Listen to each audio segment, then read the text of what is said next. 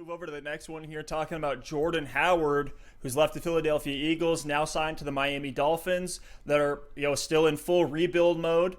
He finished as the PPR RB44 and missed 7 games with injury in 2019.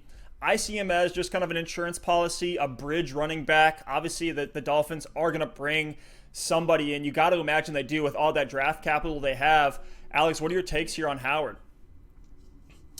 Well, this was a 2-year, $10 million deal, so he got decent money. It's similar to the money Mark Ingram got in Baltimore. So I do think they're going to use him, but to your point, I think the biggest thing to keep an eye on is what they do in the draft. I don't, now that they got Howard, I don't think they're as likely to go out and get a Jonathan Taylor or a J.K. Dobbins or someone elite on day one.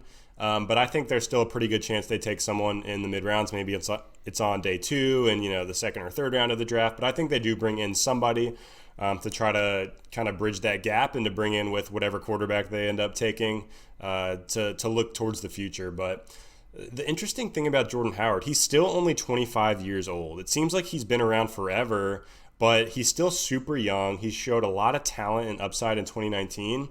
And here's an interesting stat that blew my mind. He only played the first 9 games of the season before that injury, and in half-point PPR, he was the RB15 when he went out with injury. And that was while he was splitting time in the Eagles' backfield with Miles Sanders.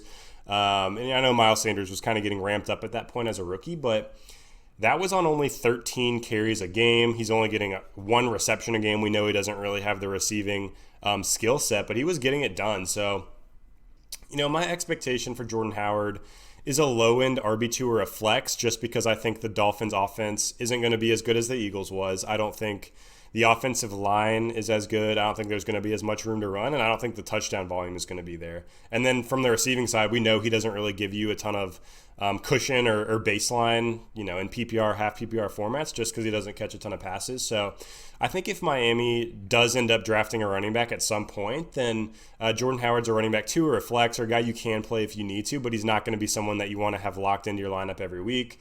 But if Miami doesn't draft a running back or they wait till round 6 or 7 to take one, I think Howard's a top 20 guy, because this is an offense that, they're building with a lot of young pieces. Ryan Fitzpatrick likely will start the season as the starting quarterback. It remains to be seen. We'll see if they end up getting Tua or somebody that they want to throw in immediately. But the offense should be able to score.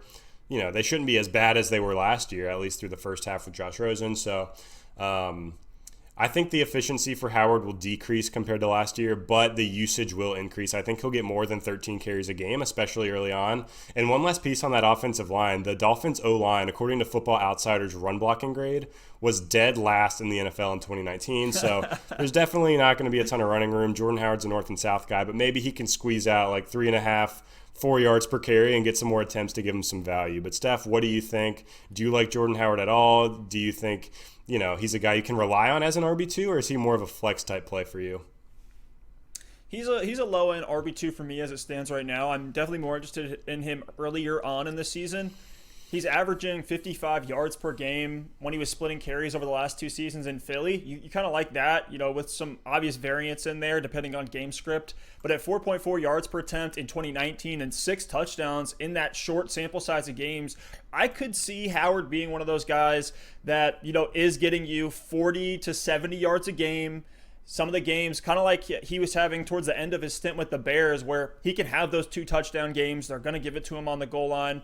We can look back to Howard's rookie season. It seems like he's really made an entire career off that first year, where I was all in on him after that first year. He had 1,300 yards and ran at a very nice 5.2 yards per clip, finishing as the RB10 in 2016.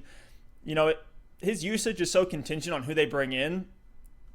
I could see him being relegated to nothing more than a a goal line back, and maybe first or second down guy, short yardage situations. It's just tough to know how the Finns are going to use him, especially because we don't have a huge sample size under new coach Flores. Hasn't had a ton of time running that offense for us to really understand his plan.